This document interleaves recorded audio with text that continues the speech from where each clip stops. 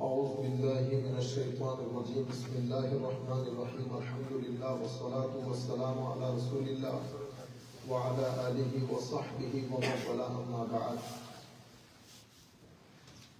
فقد قال الله سبحانه وتعالى في القرآن الكريم بسم الله الرحمن الرحيم إن الله وملائكته يصلون على النبي يا أيها الذين آمنوا صلوا عليه وسلموا تسليما اللهم صل على سيدنا محمد وعلى آل سيدنا محمد وبارك وسلم اللهم صل على سيدنا محمد وعلى آل سيدنا محمد وبارك وسلم فصل في ترك القراءة خلف الإمام আপনারা জানেন নামাজের মধ্যে আমরা আমাদের মাযহাবে ইমাম যখন কেরাত করেন আমরা চুপ থাকি, আমরা পড়ি না। যদি আমাদের অনেক নতুন ভাইরা করেন, তো আমরা এখন এই যে হাদিসগুলো পড়বো এগুলা হচ্ছে ইমামের পেছনে কেরাতের দরকার নাই, কারণ ইমামের কেরাত মুসল্লির কেরাত। عن جابر بن عبد الله رضي الله عنهما قال قال رسول الله صلى الله تعالى عليه وسلم من صلى خلف الإمام فإن قراءة الإمام له قراءة رواه أبو حنيفة رضي الله تعالى عنه حضرت ইমামে আজম আবু হানিফা রাদিয়াল্লাহু তাআলা আনহু থেকে বর্ণিত, হযরত জাবির বিন আব্দুল্লাহ রাদিয়াল্লাহু তাআলা আনহু থেকে বর্ণিত, উনি বলেন হুজুরে করিম সাল্লাল্লাহু আলাইহি ওয়াসাল্লাম ইরশাদ করেছেন মান সাল্লা খালফাল ইমাম, যেই ব্যক্তি ইমামের পেছনে নামাজ পড়বে, ফা ইন্না কিরাআতাল ইমাম, ইমামের কিরাত লাহু কিরাত, এটাই মুসল্লির কিরাত হবে। তাহলে মুসল্লিকে আর কিরাত করতে হবে না। এটা বর্ণনা করেছেন ইমামে আজম আবু হানিফা রাদিয়াল্লাহু তাআলা আনহু। তার পরবর্তীতে আন জাবির বিন আব্দুল্লাহ রাদিয়াল্লাহু আনহুমা قال صلى رسول الله صلى الله عليه وسلم بالناس فقرأ رجل خلفه فلما قضى الصلاة قال أيكم قرأ خلفي 3 مرات فقال رجل أنا يا رسول الله صلى الله عليه وسلم فقال رسول الله صلى الله عليه وسلم من صلى خلف الإمام فإن قراءة الإمام له قراءة رواه أبو حنيفة। এই এখন যে riwayat এটা ইমাম হাসকাফি ওনার মুসনাদ ইমাম আহমদ ইবনে হাম্বলের মধ্যে বর্ণনা করেছেন হযরত জাবির বিন আব্দুল্লাহ থেকে একই হাদিস। হুজুরে করিম সাল্লাল্লাহু আলাইহি ওয়াসাল্লাম বা জামাত নামাজ আদায় করেছেন। ফাকারা রাজুলুন খালফাহু, এক ব্যক্তি মানে এক সাহাবী আমার নবীর পেছনে, আমার নবীও কেরাত করেছেন, উনিও কেরাত করেছেন। তো স্বাভাবিকভাবে পিছন থেকে কেউ একজন কেরাত করলে ইমামের অনেক ডিস্টার্ব হয়। ইমামের ইভেন আপনারা অনেক সময় উচ্চ আওয়াজে কিছু একটা বলতে গেলেও ইমামের সমস্যা হয়ে যায়। তা আমার নবী নামাজ শেষ করার পরে বলতেছেন আইয়ুকুম কারা খালফি, আমার পিছনে কেরাত করেছে ও কে?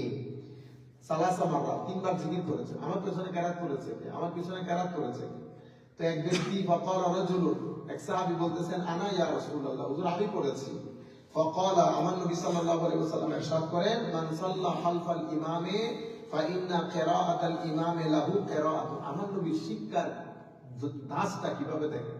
আমার নবী বলতেছেন যে ব্যক্তি ইমামের পেছনে নামাজ পড়ে সেই ব্যক্তির জন্য ইমামের কেরাতই কেরাত।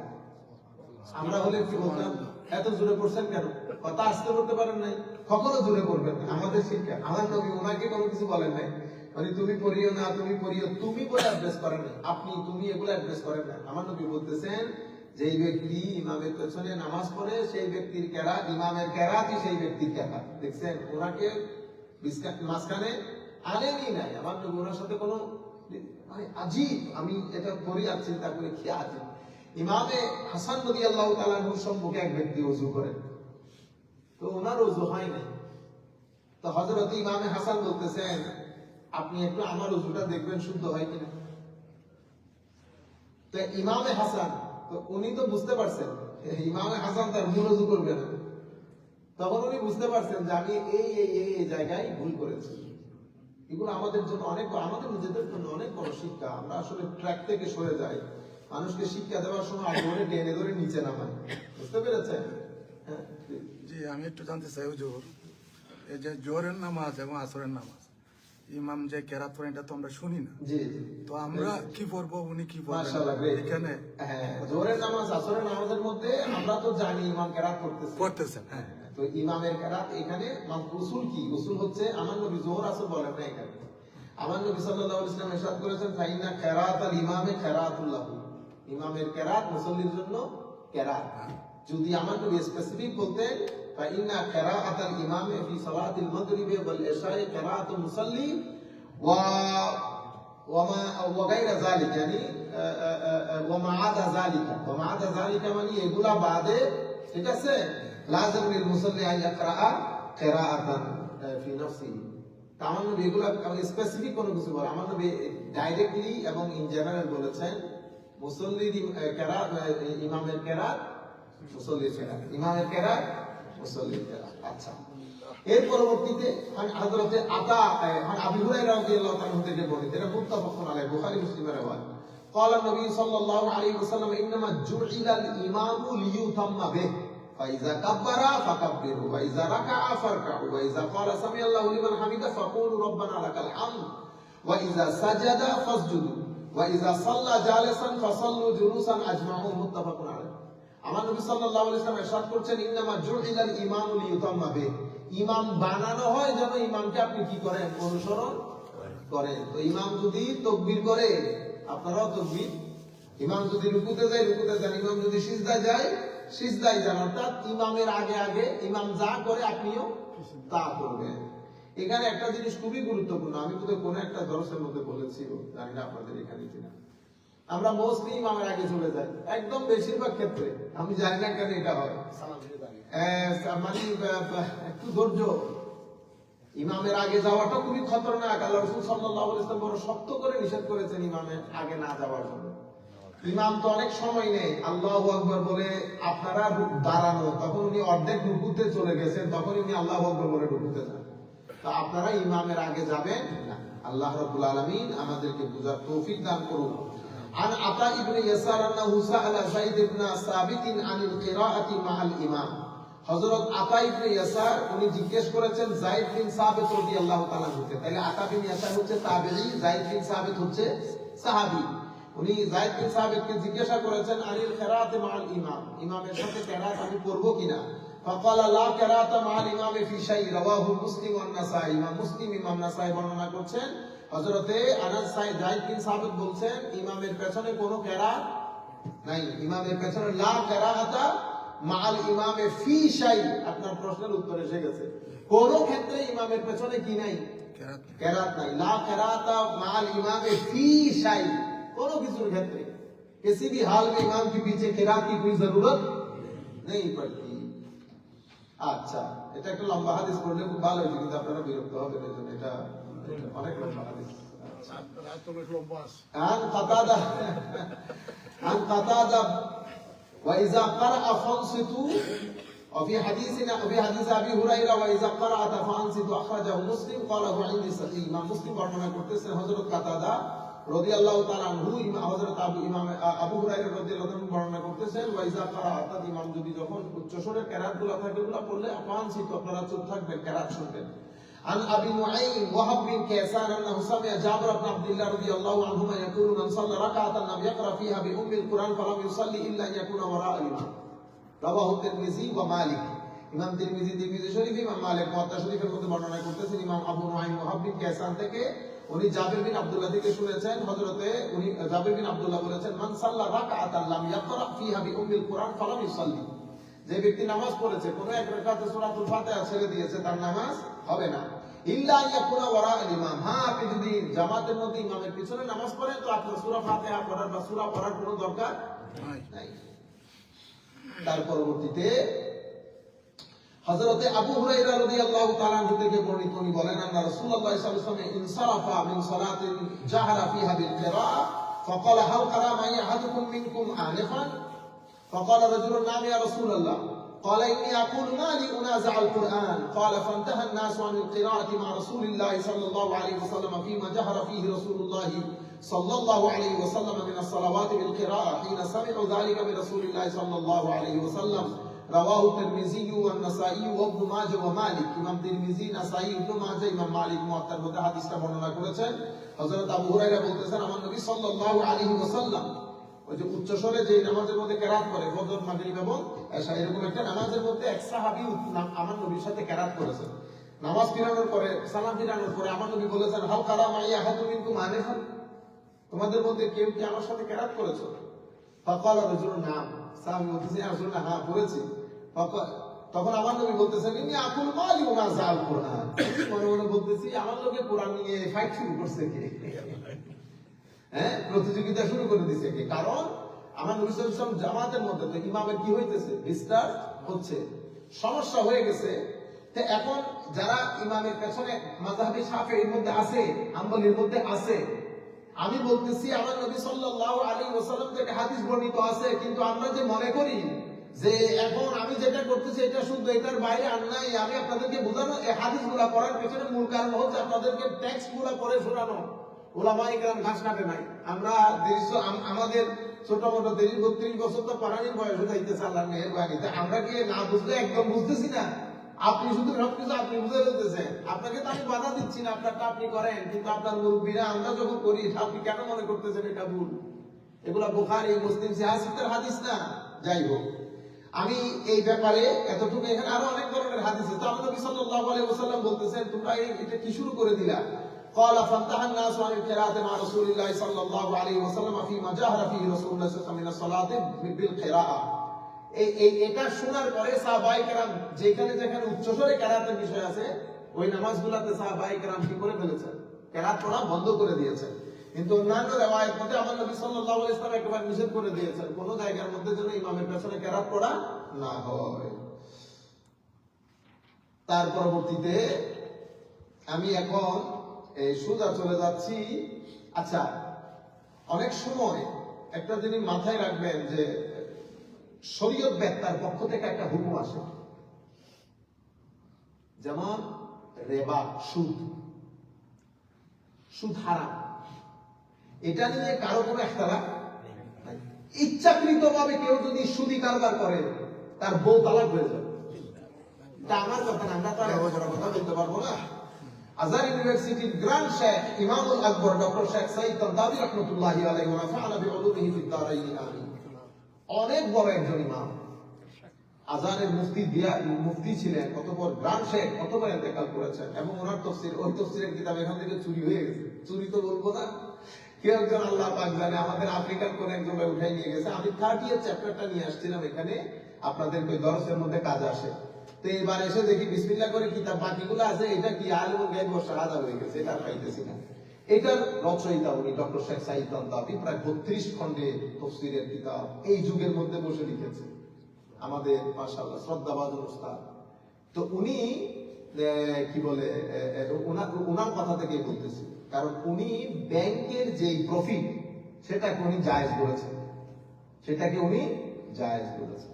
জায়েজ বলার কারণে আমাদের বিশেষ করে এশিয়ান পার্টের লোকজন আমরা কি করি, সরাসরি ইহুদি দালাল। আমাদের কাছে ভেরি সিম্পল আনসার কি, ইহুদি দালাল। আমরা দলিল খণ্ডন করতে করি না, আমরা ব্যক্তিকে নিয়ে মারামারি করি। আপনি ব্যক্তির সাথে না, আপনার সাথে কথা দলিলের সাথে, দলিল যেটা প্রেজেন্ট করেছে সেই দলিলের সাথে আপনি দ্বিমত পোষণ করেন, কোনো অসুবিধা নাই। তো উনি বলতেছেন, যখন সবাই এরকম বলাবলি করতেছে, উনি বলতেছেন দেখেন রিবা আমি হালাল কেমনে করব, যেটা আল্লাহ হারাম করেছে। কেউ যদি রিবাকে হালাল বলে সে তো কাফের হয়ে যাবে, সে কাফের হয়ে যাবে। আর কেউ যদি ইচ্ছাকৃতভাবে আমার আল্লাহ এভাবে বলার পরেও সুদি কারবার চালু রাখে মুসলিম সোসাইটির মধ্যে, সে ইসলামের গণ্ডি থেকে খারিজ হয়ে যাবে। বিয়ে করে থাকলে বউ তালাক হয়ে যাবে। প্রবলেম সুদের মধ্যে না, প্রবলেম হচ্ছে ব্যাংক আপনাকে যে এক্সট্রা প্রফিট দিচ্ছে বা ইন্টারেস্ট দিচ্ছে সেটাকে আপনি রিবা বলতে পারবেন কিনা, এটা নিয়ে ইখতিলাফ আছে। আপনারা বুঝতে পারতেছেন, এটা নিয়ে কোনো ইখতিলাফ নাই যে রিবা, সুদ হালাল কি হারাম, এটা তো হারাম। এটা হচ্ছে হুকমুশ শাই, জিনিসের হুকুম। আর এটা হচ্ছে, এটাকে আমরা বলি ইতলাকাত অথবা ইনতিবাকাত অথবা অ্যাপ্লিকেশন। যারা ল সম্পর্কে আইডিয়া আছে ওনারা ভালো বুঝবেন। একটা হচ্ছে ল, আর একটা প্রসিডিউরাল লর মধ্যে লর অ্যাপ্লিকেশন নিয়ে গন্ডগোল হয়ে যায়, ইখতিলাফ হয়ে যায়, মত পার্থক্য হয়ে যায়। তো সুদ হারাম কি হালাল এটা নিয়ে কোনো ইখতিলাফ নাই। ব্যাংক যেটা দিচ্ছে ওইটাকে আপনি হারাম বলবেন কিনা এটা নিয়ে কি আছে, ইখতিলাফ আছে। মানে রিবাকে, এই শব্দটাকে এখানে ইউজ করতে পারবেন কিনা। তো ওনারা কি বলেন, ওনারা বলেন যখন আমার নবী সাল্লাল্লাহু আলাইহি ওয়াসাল্লামকে সুদকে হারাম ঘোষণা করেছেন এবং বিদায় হজ্জের ভাষণে বলেছেন আমি সুদকে আমার পায়ের তলে দিয়ে পিষ্ট করে দিলাম, সেটা কোন সুদ? আমরা যদি সিনারির দিকে যাই, কনটেক্সটের দিকে যাই, তো আমরা দেখতে পাই সেটা মহাজনী সুদ ছিল। সেটা কি রকম? ইহুদিরা এই ব্যবসার সাথে জড়িত, তাদের যাদের টাকা পয়সা ছিল তারা একটা সিন্ডিকেট করতো। সিন্ডিকেট করে একজনে টাকা দিত, একজনে অফিসে বসতো, আরেকজনে গ্রামে গ্রামে ঘরে ঘরে বাড়িতে বাড়িতে গিয়ে মানুষ খুঁজতো, তোমার টাকা দরকার আছে নি, অমুকে টাকা দিবে তোমার। বুঝতেছেন? তো একজনে একজনে টাকা দিত, ঋণ দিত, আরেকজনে ঋণের লেখাজোখা করতো, আর দুইজন সাক্ষী থাকতো। আরেকজন ঋণের জন্য এলাকায় এলাকায় কার টাকা দরকার, কার মেয়ে দিয়ে দেবে, কার ছেলের অপারেশন হইতেছে না, খাইতে পাইতেছে না, এগুলো কালেক্ট করতো। এবং এদেরকে এরা স্বাভাবিকভাবে একটা টাইম লিমিট দিত যে অমুক তারিখ আপনি টাকা ফেরত দেবেন। এখন অমুক তারিখ ডিসেম্বরের 16 তারিখ চলে যাইতেছে, টাকা নাই, কোনো অসুবিধা নাই। ডিসেম্বরের 16 তারিখ চলে গেলে কোনো অসুবিধা নাই, আপনাকে সময় দেওয়া হলো জানুয়ারি 16 তারিখ পর্যন্ত। কিন্তু আপনি কি করবেন? আমার এই 2000 টাকারে আপনি 7000 টাকা করে দিবেন। এটাকে বলে আযআফা মুযাআফা, চক্রবৃদ্ধি হারে। এটা আপনি কি করলেন? এখানে জুলুম আছে, এখানে প্রতারণা আছে, এখানে গরিবের গরিবীকে কাজে লাগিয়ে তার সাথে আপনি স্টিম রুলার চালাইতেছেন। এই হচ্ছে তখনকার কনটেক্সট, এই হচ্ছে তখনকার কনটেক্সট। তো রেবা মানে কি? রেবা মানে জিয়াদা। জিয়াদা মানে ঋণ দিয়ে ঋণের উপর চার্জ করা, অতিরিক্ত নেওয়া। এখন তো যারা জায়েজ বলছেন ওনারা বলতেছেন সকল অতিরিক্ত হারাম না, সকল অতিরিক্ত হারাম না। যেমন বুখারী শরীফের রওয়ায়াতের মধ্যে আছে, আমার নবী সাল্লাল্লাহু আলাইহি ওয়াসাল্লাম জাবির বিন আব্দুল্লাহ রাদিয়াল্লাহু তাআলা তাও জাবির বিন আব্দুল্লাহর হাদিস, আমি আমার নবীর কাছ থেকে কিছু জিনিস পাইতাম, ঋণ। আমি আমার নবীর কাছে আসলাম, দেখলাম আমার নবী মসজিদে নববী। আমার নবী আমাকে বলছে, জাবের 2 রাকাত নামাজ পড়ে নাও, যেটা আমরা তাহিয়াতুল মসজিদ করি। করার পরে আমার নবী সাল্লাল্লাহু আলাইহি ওয়াসাল্লাম বলছে, এদিকে আসো, তোমার ঋণ ফেরত দিলাম, ঠিক আছে? আর তুমি যে আমাকে ঋণ দিছো ফাজিয়াদাতান, এটা আমি একটু এক্সট্রা করে দিলাম। অতিরিক্ত দেয় নাই আমার নবী, প্রথমে ঋণ ফেরত দিছে, ঋণের উপর অতিরিক্ত দিছে। তো সকল অতিরিক্ত যদি হারাম হয়, তো আমার নবী অতিরিক্ত কেমনে দিলেন? আপনারা বুঝতে পেরেছেন? আমি আমার কথা বলতেছি না, আমরা যেগুলো বলতে পারবো না, আমরা বড়দের কথা করে শোনাইতেছি, দুই পক্ষের কথা। তো ওনারা বলতেছেন সকল অতিরিক্ত অবৈধ না। কখন অবৈধ? যখন জুলুম থাকে, গেস থাকে, প্রতারণা থাকে, গরিবের গরিবীর সাথে, গরিবের গরিবীকে কাজে লাগিয়ে আপনি ধোঁকাবাজি করে তার কাছ থেকে টাকা আদায় করেছেন, এটা হারাম, এটা আযআফা মুযাআফা, এটা রিবা জাহেলিয়া, এটাকে রিবা নাসিয়া বলে। আচ্ছা, এখনকার সিনারিওর মধ্যে ওনাদের ভাষ্য মতে এখন ব্যাংক করজ দেয় না, ঋণ না, লোন না। যদিও ব্যাংকাররা লোন বলে, কিন্তু ব্যাংকের প্রসিডিউরের মধ্যে লোন নাই। এটা শব্দ ব্যবহার হয় আত-তামবিল ওয়াল ইসতিসমার, মানে হচ্ছে ইনভেস্ট এবং ফাইন্যান্সিং, ইনভেস্টমেন্ট এবং ফাইন্যান্সিং। তো আপনি তখনকার কনটেক্সটটা খেয়াল করেন, ভদ্রলোক এসেছে নিজের প্রয়োজনে। সুফি মিজান সাহেব যখন ব্যাংকে গেছেন, উনি কি খাওয়া পাইতেছেন না এই জন্য গেছে? ওরা তো বিশাল ইন্ডাস্ট্রি, ব্যাংক ওখানে ইনভেস্ট করেছে, ফাইন্যান্স করেছে, উনি বিশাল বড় লট ইন্ডাস্ট্রি, লাখো মানুষ কাজ করতেছে, তাদেরকে টাকা দিচ্ছে। তো ব্যাংক টাকা কোত্থেকে দিচ্ছে? ব্যাংক জেনারেল মানুষের যে টাকা কালেক্ট করে পুঞ্জীভূত করেছে, সেই টাকা ওইখানে ইনভেস্ট করেছে, ফাইন্যান্সিং করেছে। ওইটা নিয়ে ওখান থেকে আপনাদের প্রত্যেক মানুষকে কিছু কিছু টাকা দিয়েছে, নিজের ব্যাংক যারা কাজ করে তাদের চার্জ নিয়েছে। তো যারা এটাকে জায়েজ বলে, ওরা বলে এটা কোশ্চিন কালেও কি হবে না, সুদ হবে না। এটাকে আমরা কি বলবো? এটাকে আমরা করজ বলবো না, এটাকে বলবো ফাইন্যান্সিং এবং ইনভেস্টমেন্ট। এবং এটাকে বলে ফাওয়াইদুল বুনুক, মানে ব্যাংকের ফায়দা, ব্যাংকের যেই লভ্যাংশ, তো এটাকে আমরা হারাম বলবো। কিন্তু কিছু সংখ্যক উলামা ইকরাম বলছেন না, এটাকে আমরা কি বলবো? হারাম বলবো। তখন ওনারা বলতেছে 1965 এর মধ্যে প্রথম কনফারেন্স অনুষ্ঠিত হয় কায়রো ইউনিভার্সিটিতে। সেখানে সবাই ঐক্যমত্যভাবে হারাম ঘোষণা করে। কেন? কারণ হারাম ঘোষণার পেছনে মূল কারণ হচ্ছে তখন ব্যাংকের পিছনে, মানে ব্যাংক তখন ছিল একেবারে সুদী প্রতিষ্ঠান, এটার পেছনে স্বর্ণের ব্যাকআপ ছিল। কিন্তু 1970 এর পরে গোল্ড ব্যাকআপ সরে গিয়ে পেপার কারেন্সির সাথে অয়েল এবং কি মিক্স হয়? পেট্রো ডলার এবং ডলার। তো ডলার এবং এই ব্যাংক নোটের উপরে রবা হয় না। কেন? 4 মাযহাবের 4 ইমামের ঐক্যমত্য হচ্ছে সুদ হওয়ার জন্য সেখানে গোল্ড ট্রানজাকশন লাগবে। কি ট্রানজাকশন? Gold transaction. আপনারা বুঝতে পেরেছেন? তো এখনো কি আমরা যেভাবে মনে করি একেবারে নিরবিচ্ছিন্ন ভাবে একটা ফতোয়া হারাম না, একটা ফতোয়া না।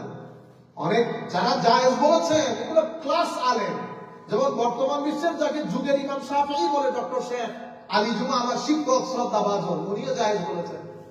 বুঝতে পেরেছেন? তো জায়েজ বলার লোকও আছে, না জায়েজ বলা লোকও আছে। আমি যেখান থেকে কথাটা শুরু করেছি যে কারণে, যেমন আমার ইমাম সাহেব বলতেছেন, হুজুর আমার কাছে একটা লোহা আছে, পুরানো লোহা, আপনি আমার পুরান লোহা এটা 2 কেজি, আপনারও নতুন লোহা 2 কেজি। আমি বলতেছি এটা আমার লোহা তো নতুন নতুন হচ্ছে কি এক্সচেঞ্জ করে দেবো।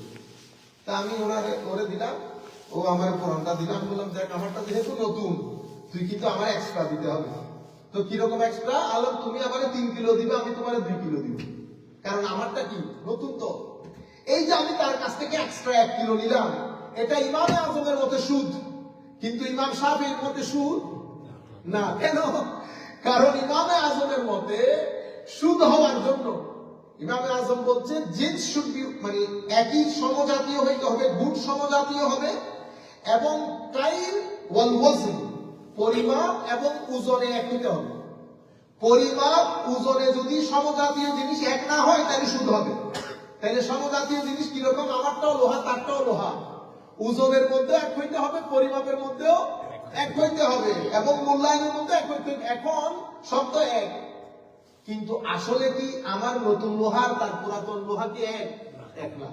কিন্তু ইমামে শাফিঈ বলতেছে না, এখানে রেবার ইল্লাত, এখানে ইল্লাতুর রেবা বলে। আমি এমনিতে আপনারা বলবো টেকনিক্যাল, তো এখানে কজ হচ্ছে সেমার, মানে মূল্য নির্ধারণ করতে হবে। মূল্যের মধ্যে যদি উঠানামা থাকে তাহলে সুদ হবে।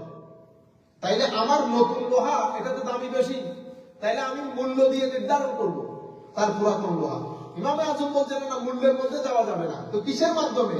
ওজন এবং কাইলের মাধ্যমে, অর্থাৎ পরিমাণ এবং ওজনের মাধ্যমে একই জাতীয় জিনিসের মধ্যে সুদ হবে অথবা সুদ হবে না। এখন যেটা ইমামে আজমের দৃষ্টিতে সুদ, এটা ইমামে শাফিঈর দৃষ্টিতে সুদ না। এই কারণে আমরা যদি একবার এখানে যাই, তো শরীয়তের সাথে কি হবে? মজাক হবে। এই জন্য আমরা যে কোনো একটা জায়গার সাথে স্ট্রিক্ট থাকতে হবে। এভাবে আরো অসংখ্য জিনিস আছে, যেমন কিছু মাসলা আছে ইমামে শাফিঈর দৃষ্টিতে ওযু ভেঙে গেছে, ইমামে আজমের দৃষ্টিতে ওযু ভাঙে নাই। এখন আপনি যদি এক করেন যে কোন কোন জায়গার মধ্যে ফ্যাসিলিটি আছে, সব এক জায়গায় করে আমি এই মাযহাবের লোক, এটাকে আমাদের শরীয়তের দৃষ্টিতে বলে আত-তালফীক। মানে আপনি ভালো জিনিসগুলো গ্রহণ করলেন, ফ্যাসিলিটি গুলো গ্রহণ করলেন, তাহলে আপনি কোর্টের মধ্যে গিয়ে কোর্ট আপনার বিচার করতেছে ট্রাফিক লর জন্য, ঠিক আছে? আপনি এক জায়গায় আটকে গেছেন, তখন আপনি বলতেছেন এক্সকিউজ মি স্যার, আমি তো ব্রিটিশ ল ফলো করি এই ক্ষেত্রে। আরেক জায়গার মধ্যে ছাড় পেয়েছেন যেখানে, সেখানে বলতেছেন না এক্সকিউজ মি, আমি এই জায়গার মধ্যে আমেরিকান ল ফলো করি। তো কতক্ষণ ট্রাফিক ল, কতক্ষণ আমেরিকান ল। যেমন আমেরিকান ল মধ্যে এখানকার, আপনাদের এখানকার অনেক সময় রেড লাইট থাকে না, রেড লাইটের মধ্যে টার্ন রাইট করা যায়, ঠিক না? হ্যাঁ। তো এখন এটা যদি আপনি এখান থেকে শিখে যদি লন্ডনের মধ্যে কাজটা করতে চান, তো আইন ভঙ্গ হয়ে গেছে, বুঝছেন? তো মাযহাবে শাফিঈ সব জায়গায় অ্যাপ্লিকেশন চলে না। যে হুজুর আমরা তো নিরুপায় বাড়ি গাড়ি কিনি আমেরিকাতে, লোন ছাড়া তো উপায় নাই। এই সম্বন্ধে যদি আপনি একটু আজকে পড়াই হচ্ছে এগুলো। একদিন আরেক ইয়ার মধ্যে দর্শক লম্বা কথা, তো আজকে আমার বিষয় ছিল এগুলো। আমাদের আজকে বড় কোর্স শেষ হয়েছে, আমরা ইসলামিক ফাইন্যান্স এবং ব্যাংকিং এর উপর 4 মাসের কোর্স ছিল, 48টা ক্লাস স্কলারদের সাথে, সেটা আজকে শেষ হয়েছে। তো আমি আপনাদেরকে বলতে চাচ্ছিলাম, এই কারণে এই এক এক জায়গায় এক এক জিনিস এক এক সময় এক এক ধরনের হয়। তো আমরা যেভাবে এক ফতোয়া দিয়ে যে এক প্লিজ একটা কোয়েশ্চন, আমি এখানে সবারই লাভ হবে। আমরা সাধারণত বলি যে, অনেকে বলে যে ইসলামিক ব্যাংক থেকে নিলে সুদ হয় না, অন্য ব্যাংক থেকে নিলে সুদ হবে, কিন্তু আসলে ইসলামিক ব্যাংক ডাবল চার্জ করে সুদের। বলেন কিভাবে? আমি যে সাধারণ ব্যাংক থেকে লোনটা নিতেছি, তার যে পয়সা দিব নেক্সট টাইমে এই পয়সার উপরে সুদ আসবে না। আর ইসলামিক ব্যাংক দিবে আপনার কাছে যা দিলে একসাথে ওই পয়সার উপরে 30 বছরের দিলে 30 বছর একসাথে সুদ দিয়ে নিল, আর আপনি খালি কিস্তিটা দিতে পারবেন। এই জন্য আমি ইসলামিক ব্যাংকের আমি মানি না। অনেক সুন্দর। আমরা একদিন 2 যদি ব্যাংকিং এর উপরে করি তাহলে আমার মনে খুব ভালো হয়, সবাই উপকৃত হবে। এখানে আমরা যে ইসলামিক ব্যাংকিং করি, আমাদের দেশে একটা কথা আছে না, যেটা লাউ শেষ বিকালে সেটা কদু। বুঝতে পেরেছেন? এখন এটা হচ্ছে ইসলামিক ব্যাংক। বলতে গেলেও যেমন লাগছে ব্যাংক আর আমার এইটা হলো কনভেনশনাল ব্যাংক, যেটাকে আমরা কনভেনশনাল ব্যাংক বলি। এখন এই ভদ্রলোক আসছে, আমি একটা ঘর কিনবো, তো সেই ইসলামিক ব্যাংকিং এর কাছে গেছে। ইসলামিক ব্যাংকিং বলতেছে আচ্ছা অসুবিধা নাই, আমি আপনাকে ঘর কিনে দিব, ঘর কিনে দেওয়ার পরে আমি আপনাকে আমি আপনাকে টাকা দিব না, আমি আপনাকে ঘর কিনে এটা ভাড়া দিব, সেই ভাড়ার উপরে আপনি আমাকে মূল একটা ভাড়া দিবেন আর একটা এক্সট্রা টাকা দিবেন আমার এই ঘরের দাম। 40 বছর পর্যন্ত আপনি এই টাকাটা দিতে থাকবেন, 40 বছর পরে ঘর আপনার। ঠিক আছে, ভদ্রলোক এখন কনভেনশনাল ব্যাংকিং এর কাছে আসছে। এ কি বলছে, এই শব্দ ব্যবহার করছে আরবিতে ইজারা। এটা আমাদের এখন একটা টেকনিক, আমাদের মুসলমানদেরকে আরবি শব্দগুলো বললে আমরা মনে করি বহুত ইসলামিক। আপনি একটা হারাম জিনিসকে যদি ইসলামিক নাম দেন, এটা কখন ইসলামিক হবে না। আর একটা আসলে ইসলামিক, কিন্তু এটা আপনি শব্দ ব্যবহার করতেছেন হারাম। শুধু হারাম শব্দ ব্যবহার করার কারণে হালাল কখনো হারাম হয়ে যাবে না। আমি সিম্পল একটা কথা বলি, এটা বিএনপি এটা প্রধান, যে এটার নাম দিয়েছেন সভাপতি, এটা আওয়ামী লীগ সভাপতি, এটা জামাত ইসলাম আমিরের বাংলা অর্থ কি? সভাপতি। ভাই যেটা বুঝছেন, তো এটা দরকার নাই তো, আমি তো বাংলাদেশের লোক, আমার এখানে আপনি আরবি শব্দগুলো কেন ব্যবহার করেন জানি না, আমি কেন ব্যবহার করেন, আমরা বের হয়ে আসতে পারি, প্রয়োজন নাই। যেমন খিলাফা, এখন খিলাফা মানে কি? তো কিছুদিন আগে এক সাক্ষাৎকারে আমি এক ভদ্রলোকের কাছে শুনতেছি, খিলাফা মানে হচ্ছে এটা একটা ইসলামিক বিষয়। কোন ইসলামিক বিষয়? আমার নবীর যুগে ভাষা ছিল আরবি, যদি ইংরেজি থাকতো তাহলে ইংরেজিতে ওই শব্দ ব্যবহার করতো। খলিফা এটা খাউফ থেকে, খাউফ মানে কি? পিছনে পিঠ। তাহলে পিঠ থেকে আমি এখন যে কথাটা বলবো, পৃথিবীর যেই তফসির উঠাবেন আপনি এটার বাইরে যেতে পারবেন। খলিফা শব্দটি খাউফ থেকে, খাউফ মানে পিছনে, পিছন মানে হচ্ছে মানে আপনি চলে গেছেন, আপনার পিছনে আমি দাঁড়ায় আছি। অর্থাৎ আউটগোয়িং প্রেসিডেন্ট চলে যাওয়ার পরে আমি ওনার জায়গা রিপ্লেস করে আমি প্রেসিডেন্ট হয়েছি, মানে আমি ধারাটা বজায় রেখেছি। সেই কারণে আমি রিপ্রেজেন্টেটিভ, আমি হচ্ছি প্রতিনিধি। তাহলে খলিফা যদি আপনি বাংলা অনুবাদ করেন, খলিফা কখনো প্রেসিডেন্ট বাংলা অনুবাদ হবে না, বুঝতে? প্রতিনিধি। তো প্রতিনিধি কি করে? প্রতিনিধি মানে ইনি আউটগোয়িং চলে গেছে, উনি ওই দায়িত্ব আমাকে বুঝিয়ে দিয়েছেন, আমি এখন প্রতিনিধি হিসেবে আছি ওনার পিঠের উপর। আমার পিঠের উপর আমার ছেলে মেয়ে আসবে, তখন তারা আমার প্রতিনিধি হবে। ঠিক আছে, তো এখন এই বর্ডার সিস্টেম অনুযায়ী আমি ওই প্রবলেমকে হয় প্রেসিডেন্সি যদি হয় আমি প্রেসিডেন্ট বলবো, অথবা প্রাইম মিনিস্টার বলবো। ডেমোক্রেসি অনুযায়ী আপনি প্রাইম মিনিস্টার বললেও কোনো অসুবিধা নেই, দলের মধ্যে প্রেসিডেন্ট বললেও কোনো অসুবিধা নাই।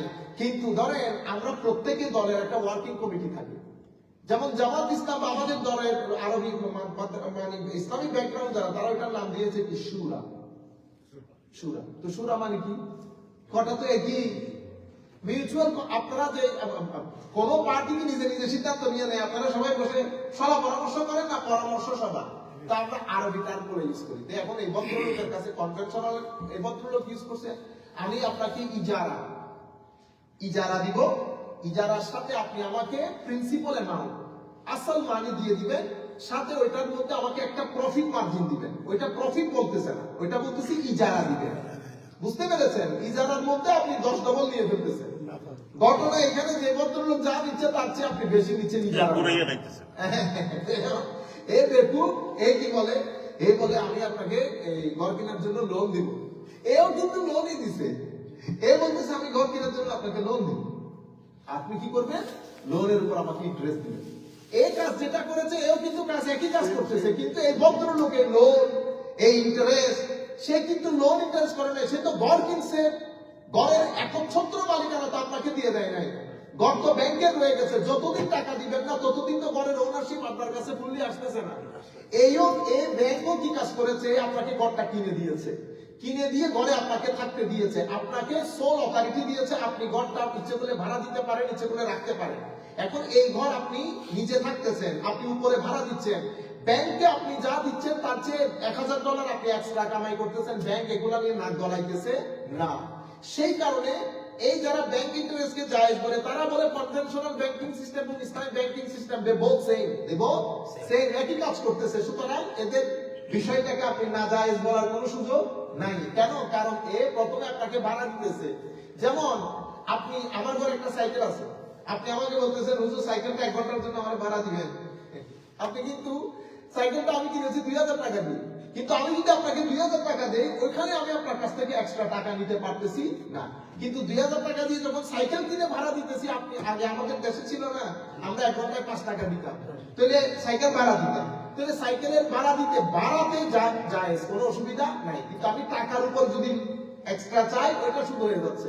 তো এখানে মর্গেজের ক্ষেত্রে, গাড়ির ক্ষেত্রে যেটা ইসলামিক ব্যাংক করে এটা কনভেনশনাল ব্যাংকিং সিস্টেমও করে।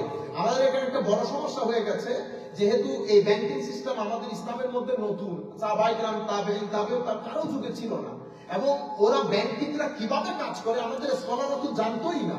ইভেন 1985, 86, 90 পর্যন্ত সমস্ত উলামায়ে-কেরাম এক বাক্যে বলেছেন হারাম। একসময় ডক্টর শেখ সাঈদ তানতাবির কাছে সমস্ত ব্যাংকের লোকগুলা, ম্যানেজারগুলো আসার পরে পুরো ব্যাংক এক্সপ্লেইন করে, হুজুর আমরা এভাবে কাজ করি। এখন আপনি বলেন সেটা না জায়েজ হবে কি কারণে, ইসলামিক ব্যাংক জায়েজ হবে কি কারণে?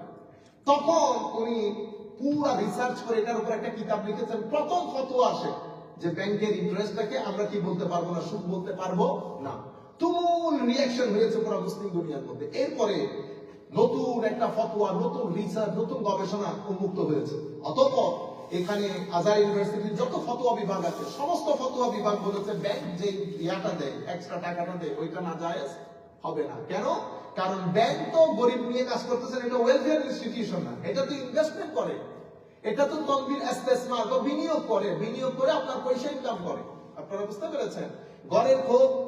আর আরেকটা বড় বিষয় হচ্ছে, এটা আমি আবার ব্যাংকের আমি জায়েজও বলতেছি না, না জায়েজও আমার পক্ষে সম্ভব না এটা বলা, ওই অথরিটি আমি রাখি না।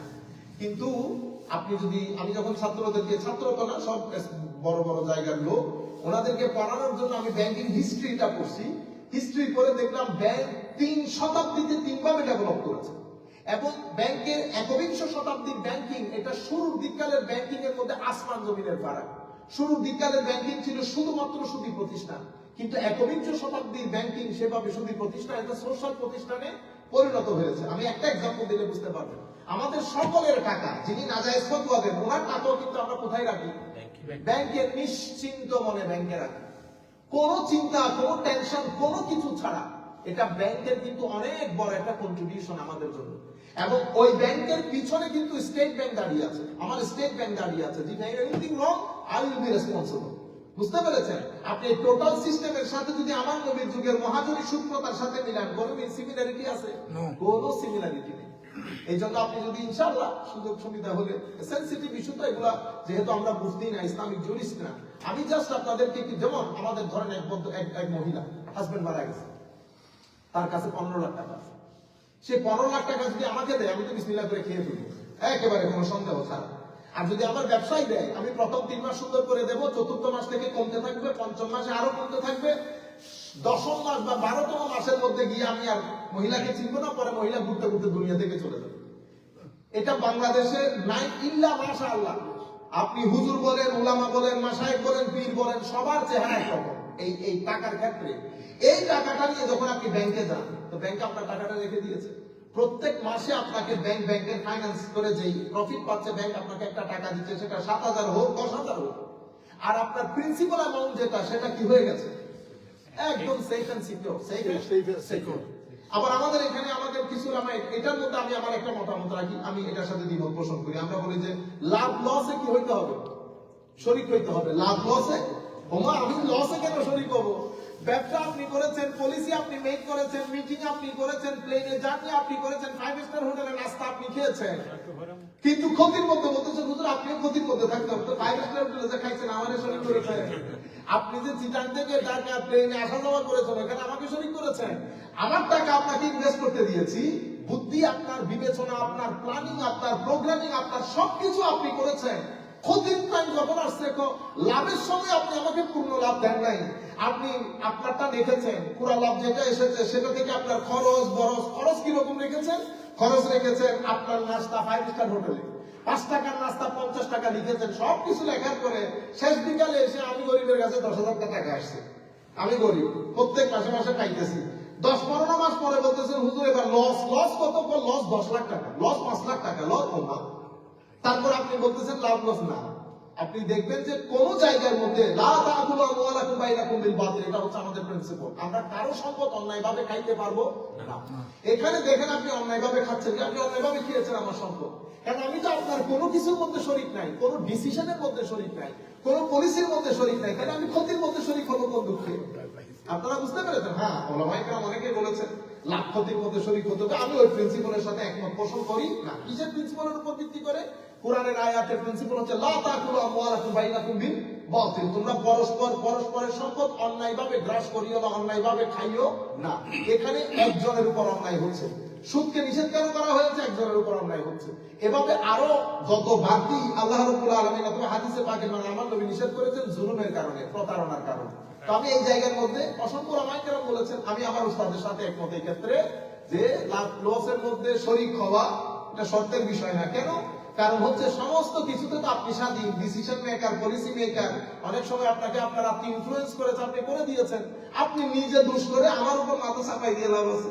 বুঝতে পেরেছেন? যাই হোক, তো এখানে এই কিছু লেখাপড়ার দরকার। আর আমাদের উলামায়ে কেরাম, এটা আমি অনেক বেশি ডিস্টার্ব ফিল করি, আমাদের উলামায়ে কেরামের এই ব্যাপারে কোনো কিছু নাই। হারাম বলতে দেন একেবারে, মানে একেবারে গাঠি পূজা নিয়ে একসাথে হারাম বলে বুঝলেন। আরে ভাই, 4-5 জন বসে মিটিং করে, ফতোয়া বড় বড়, আপনারা বলেন না আপনারা মুফতি, তো আপনারা মুফতি কোন দুঃখে খালি মানুষের লোকে ফাইট বাজাই, এই ধরনের মুফতি নেই। নামাজে হাত তুলবো কি হাত তুলবো না, আমিন জুড়ে বলবো কি বলবো না, এগুলো তো সেটেলড ইস্যু উম্মতে মুসলিমা। কারণ ব্যাংকিং এবং ফাইন্যান্স এটা পুরা দুনিয়া যে কয়েকটা ফাউন্ডেশনের উপর দাঁড়িয়ে আছে, যে কয়েকটা সুতুনের উপর দাঁড়িয়ে আছে, ব্যাংকিং সেটার মধ্যে একটা। আপনি ব্যাংকে ঘরে ঘরে ঢুকে গেছে, আপনি ব্যাংক ছাড়া তো কল্পনাও করতে পারবেন না। সুতরাং আমরা আবার ফাইলটা খুলি, আমরা চেক করি কোন কোন জায়গায় সংস্কার দরকার। যেমন আমার দৃষ্টিতে, আমি যখন এদেরকে পড়াইছি, আপনি যদি উলামায়ে কেরাম মিলে ব্যাংকারদের সাথে বসে, উপরের লেভেলের লোকজনের সাথে বসে কিছু সংস্কার করে শব্দের ব্যবহারের ক্ষেত্রে, এই যে ও যদি এটা না বলে লোন দিব, লোনের উপর ইন্টারেস্ট দিব, আপনি শুধু শব্দগুলো পরিবর্তন করে দিলে হচ্ছে। কারণ দুইজনের কর্ম এক, দুইজনের কর্ম এক। একটু সংস্কারের মধ্যে কিছু সংযোজন, কিছু বিয়োজন, কিছু সংশোধন, এই তিনটা কাজ করলে 80% কাজ ব্যাংকের কি হয়ে যাবে? সহজ হয়ে যাবে। আর এখানে কনভেনশনাল ইসলামিক ব্যাংকিং নিজের প্রতিষ্ঠিত হওয়ার জন্য কনভেনশনাল ব্যাংকিং এর পিছনে অসম্ভব প্রপাগান্ডা করেছে। এক বাক্যে আমাদের সৌদি আরব এখান থেকে অনেক ভূমিকা রেখেছে ইসলামিক ব্যাংকিং কে অনেক জনপ্রিয় করে তোলার জন্য, যে কনভেনশনাল এগুলো সব হারাম। এই জন্য প্রত্যেক কনভেনশনাল ব্যাংকিং এখন ইসলামিক কি করেছে? সেক্টর খুলেছে। আর ইসলামিক ব্যাংকিং এর মধ্যে আমাদের দেশে যারা ইসলামিক ব্যাংকিং এর মধ্যে পরামর্শক রাখে, ফতোয়া বোর্ডের মধ্যে 95% আনকোয়ালিফাইড, 95% মাদ্রাসা ক্লাস 6 এ পড়াইতে পারবে না, সে ব্যাংকের মধ্যে সুট বুট কইরা বড় জুবা কুবা কইরা পরামর্শক হলো। এখানে মুফতি হলে বেশিতে 3 জন। আমি অনেক বড় বড় নাম বললে আপনারা বেহুশ হয়ে যাবেন, হয়তো দেখা যাবে আপনারা কথা বলা বলি করবেন, হুজুর দেখছেন কি বলে ফেলছে। আপনি বড় বক্তা, এটা আলাদা জিনিস। ফর এক্সাম্পল আমার কথা বলেন, আপনি আমাকে ইসলামী ব্যাংকিং এর পরামর্শ থাকলে হবে। আমার আইডিয়া আছে, আমি জানি উত্তর দক্ষিণ কোনটা, আমি তো জানি না, আমি বলতে দিলে ভালো করে বলতে পারবো, আমি বুঝি এগুলা, কিন্তু ফতোয়া দেওয়া আমার পক্ষে সম্ভব না। আপনি এমন এমন ব্যক্তিকে পরামর্শ রাখছেন, নাই বললাম, সবাই বলে পরামর্শ, সবার গাড়ি ল্যান্ড ক্রুজার, সবার গাড়ি ল্যান্ড ক্রুজার, ইন্না লিল্লাহি ওয়া ইন্না ইলাইহি রাজিউন। এই গাড়ি কই পাইলো? কৌতুক ব্যাংকের পরামর্শ ডাইরেক্টর।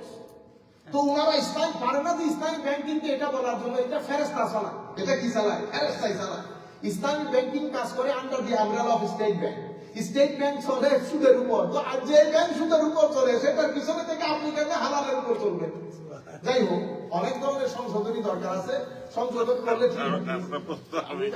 আপনাদের ক্লিয়ারের জন্য বলে দিয়েছি, ওই যে ইসলামিক ব্যাংক এবং কমার্শিয়াল ব্যাংক দুইটাই আপনার স্টেটমেন্ট থেকে আনে পয়সাটা, ফাইন্যান্স আনে, সবারই মানে সমান ইন্টারেস্ট, হ্যাঁ ইন্টারেস্ট দিতে হয়, 3% হোক 2% হোক, এইটা আবার হেড অফিসটাকে যেটা আবার আনে, এইটাতে ব্রাঞ্চে আবার হেড অফিসে কিছু ইন্টারেস্ট দিতে হয়। এইভাবে যায়, যখন নতুন ব্রাঞ্চ খোলা হয় তখন ওই ব্রাঞ্চের ওই যে লোনগুলো আনছে ওগুলা তো কাভার করতে পারে না, কিছু কিছু লস হয়, কিন্তু আসলে কিন্তু সব ব্রাঞ্চ মিলিয়ে তো এটা লসে নাই, এটা লাভে আছে। ওই জন্য কোন ম্যানেজারে বলে যে আপনার লস, এটা কিন্তু লস, না না না না। এটা কিন্তু প্রফিট আছে। এটার উপরে আমার একটা প্রশ্ন আছে, সুন্দর করে করলে ভালো হইতো। আমাদের মুরব্বী হু এই যে মোস্তাক হুজুর, নাম বলিয়েন না। না অসুবিধা নাই, সমস্যা মোস্তাক এরকম ছোটখাটো হুজুরের নাম আমাদের মজলিসে বলে আমাদের প্রেস্টিজে উনি লাগবে। বলতেছে যে ইসলামী ব্যাংকে নামাজ পড়া যেভাবে ফরজ, ইসলামী ব্যাংকে অ্যাকাউন্ট গুলো এইভাবে করো। ইসলামী বলতে পার্টিকুলার কোন ইসলামিক ব্যাংক বলে নাই। তো আমার প্রশ্ন হলো, ওদের কনভেনশনাল ব্যাংক যেটা আপনি বলছেন, কোন বাংলাদেশ ব্যাংক ধরেন কনভেনশনাল ব্যাংক, এখান থেকে 400 বা 500 কোটি টাকা সিকিউরিটি দিয়া বাংলাদেশ জামায়াতে ইসলামী ব্যাংক যেটা, এই ব্যাংকে লাইসেন্স পাইছে, কিন্তু বাংলাদেশ ব্যাংক কনভেনশনাল ব্যাংক এটা সুদ খায় তাদের দৃষ্টিভঙ্গিতে। তাহলে তারা এখান থেকে লাইসেন্স নিয়ে ইসলামিক ব্যাংক সুদমুক্ত কিভাবে করলো, এটা কিভাবে সম্ভব? কারণ সুদের কনভেনশনাল ব্যাংক থেকে এরা 400 বা 500 কোটি টাকা জমা দিয়া লাইসেন্স নিচে ব্যাংকিং করার জন্য নিয়ে এরা বলতেছে তারা সুদমুক্ত। How it is possible? আমাদের ব্যাংকের অবস্থা তো খুব খারাপ দেখি, মারবে আমার বাংলাদেশে গেলে। আমিও ব্যক্তিগত কিয়াস্তি বলছি। জি জি। সামনে ওইটা ইসলাম থেকে যে মনে হয় ওইটা না, আমাকে একটা কোয়েশ্চন করতেছি। আমার ব্যক্তিগত কিয়াস্তি ছিল যে আপনি ব্যক্তিদের লোন নিয়ে যে ক্ষতিগ্রস্ত শোষিত, তাহলে ওটা হারাম। আর আপনি যে লাভবান হন এবং ব্যাংকও লাভবান হয়, তার থাকে ওইটা উভয় যে লাভবান হয়, তাহলে এটা তো শোষণ হইল না, জুলুম হইল না, তাহলে এটা হালাল। এটা আমার কিয়া ইসলামের নীতি থেকে এরা উঠবে আমার হ্যাঁ হ্যাঁ। শোনেন, কিছু জিনিস এই যে আমাদের ইকবাল ভাই বলতেছে, আসলে এগুলো কমন জিনিস। এগুলা যখন এই ডিসকাশন হয় বড় বড় কনফারেন্সের মধ্যে, এই বিষয়গুলো কমনলি আসে যে আমরা কাজ করতে হয় স্টেট ব্যাংকের সাথে। স্টেট ব্যাংক তো এটা স্বাভাবিকভাবে ইন্টারেস্ট বেস, সেই কারণে আমাদের উলামায়ে কেরাম, যাদের কথা আমি আপনাদেরকে বললাম, এই যে আজহারের ফতোয়া বোর্ড, এই যে ডক্টর আলী ইমাম মতো লোক, এবং আজহারের যে কয়েকটা ফতোয়া বোর্ডের অর্গান আছে, প্রত্যেকেই বলতেছেন এই কথা যে আমরা যদি গবেষণা করি, আমাদের আইমাই কেরামের মত হচ্ছে আপনি সুদ হওয়ার জন্য অবশ্যই গোল্ড ট্রানজাকশন হইতে হবে, গোল্ড অথবা সিলভার। গোল্ড এবং সিলভার বাদ দিয়ে সুদ হবে না। এটা হচ্ছে উলামায়ে কেরামের 4 মাযহাবের 4 ইমামের অভিমত। এর পরবর্তীতে আমাদের উলামায়ে কেরাম বলতেছেন 1970 এর পরে পেপার কারেন্সি যখন, এই যে পেপার কারেন্সি আমরা বলি, এটা আসলো করতে অরিজিনালি ছিল এরা গোল্ড ধার দিত, ঋণ দিত। তো এখন একটা পর্যায়ে ওনারা দেখেছেন যে ঋণ, এই গোল্ড নিয়ে নিয়ে হাঁটতে হাঁটতে একটা ঝামেলা, আবার আপনাকে গোল্ড দিয়ে দিয়ে গোল্ড শেষ, গোল্ড যে শেষ হয়ে গেছে এটা তা আপনি জানেন না। তো ওনারা কি করেন, ওনারা রিসিপ্ট দেওয়া শুরু করেছেন। রিসিপ্ট মানে আপনাকে আমি এই 2 ভরি গোল্ড দিলাম, আপনি এই 2 ভরি গোল্ডের মালিক, আমার কাছে কিন্তু গোল্ড নাই, গোল্ড যা আছে কিন্তু ঋণ দিয়ে দিছি। পরে গোল্ড শেষ হয়ে যাওয়ার কারণে রিসিপ্ট ইস্যু করা শুরু করেছে। এই রিসিপ্ট এক পর্যায়ে কি হয়ে গেছে, টাকা হয়ে গেছে, তা কারেন্সি হয়ে গেছে। এই কারেন্সি যখন হয়ে গেছে, আগে এটা ইন্ডিভিজুয়াল লেভেলে পাবলিশ হতো, যখন পেপার কারেন্সি হিসেবে তখন সেটা স্টেট লেভেলে চলে যায়, স্টেটের কাছে চলে যায়। কিন্তু 70 এর আগ পর্যন্ত পেপার কারেন্সির পেছনে গোল্ড রিজার্ভেশন ছিল, গোল্ডের ব্যাকআপ ছিল। 70 এর পরে সেটা আবার পেট্রো ডলারের হাতে চলে যায়। পেট্রো ডলারের হাতে যখন চলে গেছে, পেপার কারেন্সির কিন্তু যে ভ্যালু সেটা স্টেবল না। এটা আমি এই যে আপনি আমাকে আজকে 1 লাখ টাকা দিলেন, অথবা 10 বছর আগে যে আপনি আমাকে 1 লাখ টাকা দিয়েছেন, বা আপনার কাছ থেকে আমি 1 লাখ টাকা নিয়েছি, আমি যদি এখন আপনার থেকে 1 লাখ টাকা ফেরত দেই, এই ফেরত হবে না, জুলুম হবে আপনার উপর। কেন? কারণ ভ্যালু যেটা 10 বছর আগে ছিল, সেই ভ্যালু কিন্তু এখন আর নাই। কারণ আমাদের উলামায়ে কেরামে যারা বলতে সুদ, তো এটাও সুদ হবে আপনি যদি এক্সট্রা নেন। আরে ভাই, এখানে সুদ হবে কোন দুঃখে? কারণ উনি তো আমার উপর জুলুম করতেছেন। আমি তো একে তো ওনাকে কর্জে হাসানা দিছি 10 লাখ টাকা, কিন্তু উনি 10 বছর পর আমাকে যখন ব্যাক করতেছেন, উনি যদি 10 লাখ টাকায় ব্যাক করে, তাহলে তো আমি লুজার, প্রায় 3 থেকে 4 লাখ টাকা লুজার আমি। কারণ 1908 থেকে 10 বছর আগে স্বর্ণের দাম ছিল 20 থেকে 25,000 টাকা, সেই স্বর্ণ এখন হয়েছে 60,000 টাকা, মানে মোর দেন ডাবল। তাহলে আপনি আমাকে প্রায় 10 লাখ টাকা কি করতেছেন, জুলুম করতেছেন। তো লা তাকুল, আমি ওই যে প্রিন্সিপাল বলেছিলেন, লা তাকুল আমওয়ালাকুম বাইনাকুম বিল বাতিল, একজন আরেকজনের টাকা অন্যায়ভাবে গ্রাস করতে পারবো না। এখানে ইনফ্লেশনের বিষয়টা আছে। জি জি জি জি। ইনফ্লেশনটা ক্যালকুলেট করে সঠিক দামটা জি, এটাই বলতে চাচ্ছি। তো এই জায়গাগুলোর মধ্যে অনেক আমাদের উলামায়ে কেরাম তো একটু বেড়েছে শুনলে লাভ দিয়ে উঠে, তো এটা হারাম। এটা আমি আজকেও শুনতেছি, এক ভদ্রলোক পড়াইতেছেন ক্রেডিট কার্ড হাজা কুল্লু হারাম, এ আল্লাহ ফিহে ইন্না লিল্লাহি ওয়া ইন্না ইলাইহি রাজিউন। কেন হারাম কি লইল? ও ক্রেডিট কার্ড আপনাকে দিছে ব্যাংক, 40 দিন সময় দিছে আপনাকে, আপনি 40 দিন পর্যন্ত ব্যাংকের টাকা ইউজ করছেন, ব্যাংক আপনাকে চার্জ করেছে?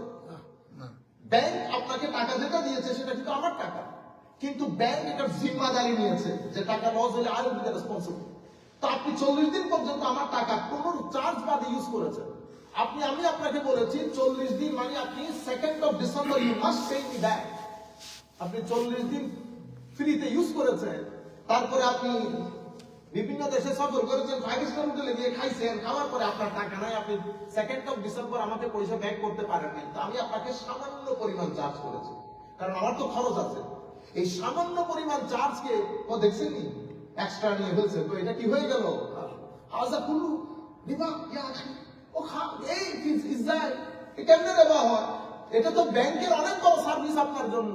সিম্পল, আপনি দেখেন এই ক্রেডিট কার্ড দিয়ে আমি কাতার গেছি, আমি কোনো কারেন্সি কিন্তু বিয়ার করতেছি না, কোনো কারেন্সি নেই আমার সাথে, এবং আমি সেফ ফিল করতেছি। আমি কাতারে গিয়ে কোন একটা কিছু খাবো, আমি জাস্ট ক্রেডিট কার্ডটা স্ক্যান করে দিয়েছি। এর যে বড় সুবিধা আপনি আজ কল্পনা করতে পারবেন? এটা এই এত বড় সুবিধার জন্য ব্যাংক আপনার কাছ থেকে কয় টাকা চার্জ করতেছে? ব্যাংকে আপনাকে $15 চার্জ করছে, $10 চার্জ করছে, সিম্পল 50p, আমাদের ইংল্যান্ডের হিসাব অনুযায়ী 50 pence, সামটাইম 10 pence, সামটাইম চার্জই করে না আপনি। এটা অনেক বড় সার্ভিস না? আমি আপনাদেরকে বলতেছি ব্যাংক জি এক মাসের ভিতরে চার্জ করে চার্জ করতেছে না তো। আপনি 1 মাস পর্যন্ত আপনি এটা ওয়েলফেয়ার না? আপনি কত বড় একটা ফ্যাসিলিটি ব্যাংক আপনাকে দিয়েছে। এই কাজটা কি সুদী কথা বলতেছিল? কোন ইহুদি ওই মহাজনী সুদ কথার মধ্যে বলছে আমাদের যে এগুলো ইউজ করো, তুমি 30 তারিখ পরে দিয়ে দিলে, 30 তারিখের মধ্যে দিয়ে দিলে তোমার কোনো অসুবিধা নেই। এই কারণে নতুন চিন্তা তার উন্মোচন হওয়ার দরকার ছিল। তো যখন পরিস্থিতি এরকম, 70-এর পরে অল্টারনেটিভ ব্যাংকিং সিস্টেম, মুসলমানদের মধ্যে কোনো ব্যাংকিং সিস্টেম আছে কিনা, সৌদি আরব রিয়াদের মধ্যে গভীর রিসার্চের পরে আমাদের ইসলামী ব্যাংকিং তো আপনি শুরু করতে হচ্ছে না। আমাদের মধ্যে তো আমার নবী সাল্লাল্লাহু আলাইহি ওয়াসাল্লামের, আমি জমার মধ্যে আলোচনা করব, আমার নবী সাল্লাল্লাহু আলাইহি ওয়াসাল্লামের জমানার মধ্যে এই বিষয়গুলো ক্লিয়ার কাট ছিল যে এই উপায়ে মুশারাকা, মুদারাবা, ঠিক আছে? তখনকার সময়ে আরবি, এখন একই আরবি শব্দগুলো আপনি এখানে ইউজ করতেছেন শুধুমাত্র মানুষকে আপনি মুসলিম ইসলামী বলে প্রফিট শেয়ারিং। আপনি বলতেছেন মুশারাকা, আপনি মুশারাকা বলার দরকার নাই। এগুলো আপনি কেন বলেন? কারণ আমার বোন বেচারি গরিব শরীফ যখন শুনছে মুশারাকা, তো সে তো মাথায় কাপড় দিয়ে বলছে সাদাকাল্লাহুল আযীম, সে তো মনসে কোরআন শরীফ পড়ে ফেলছে। অন্তত এখানে তো আর এই ধরনের এগুলা করে আমরা আসলে কিছু রং মেসেজ মানুষজনকে দিয়ে দিয়েছি। মেইনলি কাজগুলোর মধ্যে আপনি যেটাকে প্রফিট বলতেছেন, আমাদের কনভেনশনাল ব্যাংকিং সেটাকে ইন্টারেস্ট বলতেছে, লভস ইন্টারেস্ট বলতেছে, কিন্তু প্রসিজিওর সেম। সেই জন্য উলামায়ে কেরামের মধ্যে একদল আছেন যারা বলেন আমরা যদি সংস্কার করি কনভেনশনাল ব্যাংক বা কমার্শিয়াল ব্যাংকগুলোকে, 80% 1 মাসের মধ্যে আপনি হালাল হয়ে যাইতে বাধ্য, শুধু আপনি শব্দগুলা পরিবর্তন করে দিন। আপনার কাছে আপনি পুরো সিচুয়েশন তো ডিফারেন্ট। আপনার কাছে গাড়ি দরকার, আপনি অফিসে যাইতে পারতেছেন না, একটা মোটরসাইকেল দরকার, একটা মোটরসাইকেল কিনতে গেলে 5 লাখ টাকা, আপনার কাছে 5 লাখ টাকা নাই, আপনি স্থানীয় ব্যাংকের কাছে গেলেন, ব্যাংক বলতেছে কোনো অসুবিধা নেই, গাড়ি আমি আপনাকে কিনে দেবো। স্থানীয় ব্যাংক বলতেছে গাড়ি আমি আপনাকে কিনে দেবো, আপনি ভাড়াতে চালাইয়ে আমাকে এত টাকা ভাড়া দিবেন, এত টাকা প্রিন্সিপাল অ্যামাউন্ট দিবেন। বুঝতে পেরেছেন? এটা যায়। কনভেনশনাল ব্যাংকিং একই কথা বলেছে, শুধু কনভেনশনাল ব্যাংক বলতে ভুল করে ফেলতেছে কি, আমি আপনাকে লোন দিব, আপনি আমাকে লোনের উপর ইন্টারেস্ট দিবেন। আমি কিন্তু লোন দিব কি, আমি তো আপনাকে টাকা দিয়ে দিয়েছি, আমি কিন্তু গাড়ি কিনে দিয়েছি আপনাকে। যাই হোক, এটা এক বিষয়। আরেক বিষয় হচ্ছে আমি আপনার লাভ কোনটা করেছি, দুইজনই লাভবান। এখানে আমি ফাইন্যান্স করতেছি, তো আমি বলতেছি আপনি আমাকে সামান্য একটা পকেট মানি দেন, গাড়ি আমি কিনে দেবো, 5 বছর পর্যন্ত 3 লাখ টাকার মোটরসাইকেল, আপনি আমাকে 5 লাখ টাকা ব্যাক করবেন। এটার মধ্যে বিষয় আছে, একটা হলো চক্রবৃদ্ধি সুদ যেটা, হ্যাঁ, আর একটা হচ্ছে সরল সুদ। এই জিনিসগুলো এটা তো আমরা ইন্টারপ্রেট করতেছি। চক্রবৃদ্ধি যেটা আদাফা মুদাফা আমার নবী সাল্লাল্লাহু আলাইহি ওয়াসাল্লামের সময়কালে, সেটা তো হারাম, সেটা নিয়ে কোনো সন্দেহ নাই। এখানে যে চক্রবৃদ্ধি, এখানে আমি যদি মনে করি আমার উপর জুলুম হয়েছে, আমি তো কোর্টে যাইতে পারতেছি। আপনি বুঝতে পারতেছেন? বাংলাদেশে আমার তো লোকজন সবাই ব্যাংকার, এখন ঘরে বাইরে সব ব্যাংকার। তো আমার ভাই এখন ব্যাংকে যায় না, আমার ভাই যায় এখন কোর্টে। গত 1 মাসে প্রত্যেকদিন কোর্টে যায়, কোর্ট থেকে ফেরত আসে। ঘটনা কি? ঘটনা হচ্ছে সরকার পরিবর্তনের পরে কেউ আর কি দেয় না, লোন রিটার্ন করতেছে না, সবাই কেসে চলে গেছে। আপনি আপনার কাছে ফ্যাসিলিটি দিছে তো, আপনি চক্রবৃদ্ধি সুদ এগুলা বাদ দেন, আপনি এটা একটু চিন্তা করেন আপনাকে কত বড় ফ্যাসিলিটি। আপনার ভাই আপনাকে টাকা দেয় নাই, আপনার চাচাতো ভাই বন্ধু বান্ধব কেউ টাকা দেয় না, ব্যাংক বলতেছে আমি দিচ্ছি, আপনি আমাকে এত মাসে আপনার টাকাটা ফেরত দিয়ে। এবং এটা আপনি যদি ব্যাংকের গুলো অ্যানালাইসিস করে দেখেন, এটা অসম্ভব বিয়ারেবল। 30,000 টাকা 40,000 টাকা বেতন পাচ্ছে, তাকে বলতেছে আপনি 5,000 টাকা আমাকে দিয়ে দেবেন, বলতেছেন ওয়েলকাম, ভেরি গুড, আমার জন্য অনেক দারুণ। তো ব্যাংকও লাভবান, আপনিও লাভবান। এই সার্ভিস গুলা আপনি চক্রবৃদ্ধি হারে সুলামান নবী যখনকার সময় কথা বলতেছেন তখন কি এই সার্ভিস গুলা ছিল না। এই জন্য আমাদের উলামায়ে কেরাম যারা জায়েজ বলতেছেন, এরা বলতেছে সব জিয়াদা, সব বাড়তি টাকা কখনো হারাম না, কখনো সুদ না। বাড়তি সুদ হবে তখন যখন সেটার মধ্যে জুলুম থাকবে, বিষ থাকবে, প্রতারণা থাকবে। আপনি একজন গরিবের উপর, হ্যাঁ, তো ব্যাংকে ফেরেশতা হয়ে গেছে না, ব্যাংক ফেরেশতা হয়ে গেছে। সেই জন্য বলতেছি উলামায়ে কেরাম যেটা বলতেছেন আমি তার বলতে পারবো না, সংস্কার করার কথা বলেছেন আল্লাহ রাব্বুল আলামিন আমাদের হামির। কিন্তু আমি বলতেছি একক কথা না, হারাম এক কথা না, এখানে একটা লাভ আছে। যখন একটা লাভ থাকে তখন আমার জন্য কি থাকে, ফ্লেক্সিবিলিটি থাকে। আমি এই রাস্তায়ও হাঁটতে পারবো, এই রাস্তায়ও হাঁটতে পারবো। এখন যদি আমি এই রাস্তায় তাকওয়া আরেক জিনিস, তাকওয়া হচ্ছে যেমন আপনি যদি এত কিছুর পরেও আপনি যদি আমাকে বলেন হুজুর ব্যাংকের টাকা আপনি খাবেন, আমরা বলি আমরা ব্যাংকের টাকা খাই না। আমরা ব্যাংক আমাদেরকে যে টাকাগুলো দেয় সেই টাকা আমরা এন্ড অফ দা মান্থ জাকাতের সাথে যখন মানুষকে আমরা ডিস্ট্রিবিউট করি তখন আমরা ডিস্ট্রিবিউট করে দেই। আমরা কিছু শিক্ষাতে ব্যয় করি, কিছু ফ্লাড এফেক্টেড লোকের জন্য ব্যয় করি, কিছু মানুষের বিয়ে শাদীতে ব্যয় করি, আমরা খাই। এটা আমার তাকওয়া। কিন্তু আমি তো এই তাকওয়া আপনার উপর চাপাই দিতে পারবো না। এক ভদ্র মহিলার 15 লাখ টাকা আছে, তার পুরো পরিবার চলে 15-20 হাজার টাকার উপর, সে তাকওয়া দেখাইলে পেট চলতে পারবে? আমার আজকে আছে বিদায় না, আমারও যদি না থাকতো আলটিমেটলি আমার ওখানে যেতে হইতো। সিচুয়েশন পরিবর্তন হয়েছে। এই জন্য উলামায়ে কেরামের উচিত মানুষের জন্য সহজ হয় এরকম ফতোয়া বের করা। হারাম ফতোয়া দিয়ে আপনি ঘুমাই গেছেন, হারাম যে বলে ঘুমাই গেছেন। মসজিদ বানাইতে পারতাম ইউরোপের মধ্যে একটা মসজিদ, সমস্ত মসজিদের মধ্যে ব্যাংক জড়িত, মাদ্রাসার মধ্যে ব্যাংক জড়িত। আপনি মাদ্রাসা করলেন ব্যাংকের টাকা দিয়ে, কিন্তু বাইরে এসে ফতোয়া দিচ্ছেন ইসলামিক ব্যাংক বাদে বাকি ব্যাংক করা না যায়। তো আপনার মাদ্রাসা করছেন, এটা তো ইসলামিক ব্যাংকে মর্গেজ দেয়, ওইটা তো আপনার লয়েস টিএসবি দিছে, অথবা আমাদের এইচএসবিসি দিছে, হ্যাঁ, মরিসন ব্যাংকিং এ দিছে, তখন তো আপনি ইসলামিক ব্যাংকিং এ যান না। আল্লাহ রাব্বুল আলামিন আমাদের কামিল আছে। এটা আল্লাহর মেহেরবানি, এটা আল্লাহ পাকের মেহেরবানি, এটা মুসল্লি এবং আমাদের অত্র এলাকার লোকজনের অনেক বড় একটা অবদান। নতুবা এটা আপনি সংখ্যা পাবেন 10%। আমার ইংল্যান্ডের মসজিদও সেম, আমাদের কোনো লোন নাই, আমরা কিনছিও ডাইরেক্ট পয়সা দিয়ে। তো এটা আপনি 10% না, টোটালে 10% না, ম্যাক্সিমাম মসজিদ মর্গেজ এবং 10% ইসলামী ব্যাংকিং এর মধ্যে। ইসলামী ব্যাংকিং তো ডেভেলপ করতেছে এখনো পর্যন্ত, ওভাবে ডেভেলপ না। কেউ লয়েস পিএসবির সাথে আছে, কেউ এইচএসবিসির সাথে আছে, কেউ বাকলিসের সাথে আছে, এরকম। আল্লাহ মহাজনী সিস্টেম থেকে আমরা বের হয়ে আসি, এটাই হলো তবে একদম যে বের হয়ে আসছে সেরকম না। এখনো পর্যন্ত এনজিও যেগুলো কাজ করে, এখানে একটা দারুণ কাজ, আল্লাহর মেহেরবানি, আপনারাও দোয়া করবেন আল্লাহ যদি তৌফিক দান করে। আমরাও শুরু করতেছি এই কাজগুলা। যেমন এনজিও, বিভিন্ন ইউরোপিয়ান কান্ট্রি এনজিও গুলো আমাদের গ্রামে গ্রামে গিয়ে কাজ করে। এরা কিন্তু চক্রবৃদ্ধি হার ওই আন্দাজে সুদের বিষয়গুলো জারি রেখেছে। এরা মানুষকে টাকা দেয় অনেক বেশি, এটাই যে একেবারে বন্ধ হয়ে গেছে সেরকম না।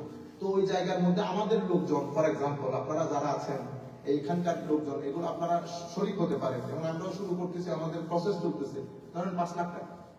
আমাদের কিছু লোক কাজ করে, তার একটা ভ্যান দরকার, সে শাক বিক্রি করে। তো আমি যদি তাকে তাকে আমি লোন দিলাম, কত টাকা লোন দরকার? ওজন আমার 3,000 টাকা দরকার একটা ভ্যানের জন্য, আর তোমাকে 3,000 টাকা লোন দিচ্ছি। তো কি করবে? তুমি এই 3,000 টাকা আমাকে 10 মাসে ফেরত দিয়ে দিবা। তো সে 3,000 টাকা আমাকে 10 মাসে ফেরত দিয়ে দিয়েছে, ভ্যানের মালিক সে হয়ে গেছে, সে আমাকে কোনো টাকা দিতে হচ্ছে না, ভ্যানের মালিক সে হয়ে গেছে। তাহলে এখন সে 1200 টাকা ডেইলি ইনকাম করতেছে শাক বিক্রি করে। আগে সে কি করেছে? আগে 1200 টাকা বিক্রি করে 400 টাকা ভ্যানের মালিককে দিয়ে দিয়েছে, ওই যে ভ্যান কিনে দিয়েছে তাকে দিয়ে দিয়েছে। তো এখন সে একেবারে স্বাবলম্বী হয়ে গেছে, এখন তার ওগুলার দরকার নাই। যেমন আমরা একটা মুদির দোকান, একটা মুদির দোকানের মধ্যে 5 লাখ টাকা ইনভেস্টমেন্ট, 5 লাখ টাকা ইনভেস্টমেন্ট হলে হয় কি, আপনি মিনিমাম 3টা ছেলে জব পেলেন মুদির দোকানের মধ্যে। আমি 3টা ছেলেকে জবের ব্যবস্থা করে দিলাম। এর পরবর্তীতে ওই মুদির দোকানে প্রফিট যেটা আসবে, আপনি মুদির দোকানে বিক্রি করার সময় অন্যান্য দোকানের চেয়ে আপনি প্রফিট লেভেলটা কি করেন, কম রাখেন, যেন গরিব গোরাবার সহনীয় দাম দিয়ে নিয়ে যেতে পারে। তাহলে এটার মধ্যে মানুষের বেনিফিট হয় বেশি। এবং আপনাদের এখানে যারা আপনারা আমেরিকাতে থাকেন, ইংল্যান্ডে থাকেন, ইউরোপে থাকেন, আপনারা যদি এরকম 5 লাখ টাকা এটা যদি আপনি 2-4 জন আপনার বন্ধু বান্ধব বা ভাই ব্রাদারকে দিয়ে এভাবে করে দেন, সোসাইটি অনেক উপকৃত হয়। তো এগুলা হলে আমাদের ইউরোপ থেকে যে এনজিও গুলা কাজ করে এরা আস্তে আস্তে দুর্বল হয়ে যাবে। যেমন আমি একটা গরু কিনে দিলাম আপনাকে, আপনি গরুটা নিয়ে আমি আপনাকে বলছি দুধ বাচ্চা সবকিছু 50-50 আর গরু তোমার। তো আমি এখন ওর কাছ থেকে 50 আমার ইনভেস্ট করে দিয়েছি, 50% যেগুলো আসতেছে সেই টাকাটা আমি আবার অন্য গরিবের মধ্যে ইনভেস্ট করতেছি, ঠিক আছে, ছাগল কিনে দিচ্ছি। এটা সোসাইটি অনেক লাভবান হয়। এই জন্য আমাদের ধর্মের মধ্যে কর্জে হাসানা এবং সাদাকা এই দুইটাকে অনেক বেশি গুরুত্ব দেওয়া হয়েছে। আমাদের গবেষণা অনুযায়ী, আমাদের ছেলেরা এখন করতেছে কাজগুলা, গবেষণা অনুযায়ী 10 বছর যদি আমাদের 2 কোটি বাংলাদেশি মিলে এই কাজগুলা করে, আমাদের আর এখানকে ব্যাংকে আসতে হবে না, এদের ব্যাংকে আসতে হবে, এরা যাবে আমাদের কাছে লোন দেওয়ার জন্য। এখানে একটা সমস্যা আছে কি, যদি এটা গ্রুপ ভিত্তিক না হয়, যেমন একটা গ্রুপ চিটাগাঙের বাঁশখালীতে আপনাদের ওখানে একটা গ্রুপে গরু কিনতে টাকা দিছি, গরু কিনছে সবাই, একটা লোকে গরু কিনা গরু বিক্রি করে তার মেয়ে বিয়ে দিছে। হ্যাঁ। এখন আমাকে ধরছে যে এই লোকটা গরু কি করলো, আমি বললাম তোমরা সমিতির লোক, তোমরা সিদ্ধান্ত নিবা তাদেরকে কিভাবে তার কাছ থেকে টাকা তুলবে। এটা আমি গিয়ে এটা আপনি ঠিক বলছেন, কিন্তু এই ঘটনাগুলো আমরা পার্সেন্টেজ করছি, এই ঘটনাগুলো লেস দেন 5%, কম কিন্তু 95% আপনার পারফেক্টলি কাজ করতেছে। Right. এটা যেহেতু দুনিয়া, আমি ধরেই নিব যে এখানে 20, 25, 30% পর্যন্ত উল্টাপাল্টা কাজ হবে, 100% কখনো হবে না, দুনিয়া তো। Yes, ঠিক আছে, আল্লাহুম্মা আমিন। রব্বানা যালামনা আনফুসানা ইন লাম তাগফির লানা ওয়া তারহামনা লানাকুনান্না মিনাল খাসিরিন। আল্লাহ মওলাই করিম, আমাদের ভুল ত্রুটি আপনার আজিম দরবারে ক্ষমা প্রার্থনা করতেছি, ক্ষমা করে দেন। আল্লাহ আমাদেরকে যাহা শুদ্ধ, যাহা মানুষের জন্য মঙ্গলজনক, কল্যাণকর মওলা, তা বলার পড়ার তৌফিক দান করেন। মওলাই করিম, আমাদের উপর আপনার খাস রহমত নাযিল করেন। আজকে যে বোন ইসলাম কবুল করেছে মওলা, তার সামগ্রিক আয়েশা আপা $100 মসজিদে দান করছেন ওনার বাবার জন্য। আজিম বরকত, আজিম আজিম আজিম, আল্লাহ তার যা সামগ্রিক জীবনকে বরকতমণ্ডিত করেন। আমাদের বোন আয়েশা আপা মওলাই করিম অনেক খেদমত করেন, মসজিদের $50 মান্থলি দিবেন বলেও আমাদের জুবাইরুলের সাথে কথা বলেছেন। ওনার বাবার ইসালে সোয়াবের জন্য দোয়া করতে বলেছেন, মসজিদকে ডোনেট করেছেন, প্রত্যেক মাসে $50 করে দিবেন বলেছেন। ইয়া আল্লাহ, ওনার বাবার জন্য আমরা সবাই মিলে দোয়া করছি, মওলা করি ওনার বাবার কবরকে জান্নাতের বাগান করেন। আল্লাহ কবরের মধ্যে নূর দান করেন। ওনার যে সাদাকাত, ওনার যে ডোনেশন মওলা আপনার আসিম দরবারে কবুল করে, এই ডোনেশনের কারণে তার বাবা এবং ওনার যত আত্মীয় স্বজন কবরে আছে প্রত্যেককে আল্লাহ জাযায়ে খায়র আহসান জাযাল নিয়ামত বদল দান করেন, কবরগুলোকে রোশন করেন, যত দূর চোখ যায় প্রশস্ত করে দেন, আমাদেরকেও খাস রহমত নাযিল করেন, অসুস্থগুলোকে সুস্থ করে দেন, রিজিকের মধ্যে ফুরন্ত বরকত দান করেন। ওয়া সাল্লাল্লাহু তাআলা আলা খায়রি খালকিহি মুহাম্মাদিন ওয়া আলা আলিহি ওয়া আসহাবিহি আজমাইন। আল্লাহুম্মা জা'আল আখিরা কালামনা মিনাদ দুনিয়া ইলা সাকরাতিল মাউত শাহাদাতুন লা ইলাহা ইল্লাল্লাহ।